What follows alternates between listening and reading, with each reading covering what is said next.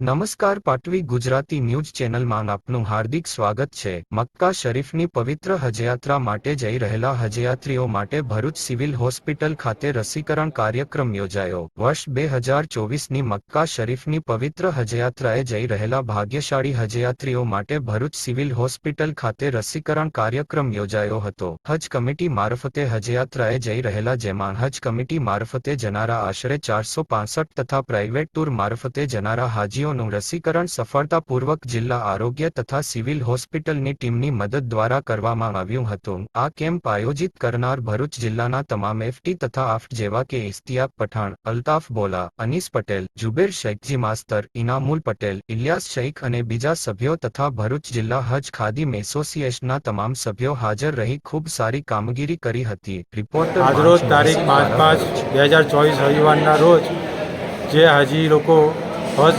Committee મારફત હજમાં જનારા છે એમનું વેક્સિનેશનનું એક કેમ્પ ભરૂચ સિવિલ હોસ્પિટલ ખાતે આયોજિત કરવામાં આવેલો, જેમાં ભરૂચ જિલ્લાના એફટી એએફટી તમામ ભાઈઓ, ખાદીમો તથા ભરૂચ સિવિલ હોસ્પિટલની ટીમ અને જિલ્લા આરોગ્યની ટીમ તરફ દ્વારા સફળતાપૂર્વક કામગીરી કરવામાં આવેલી હતી।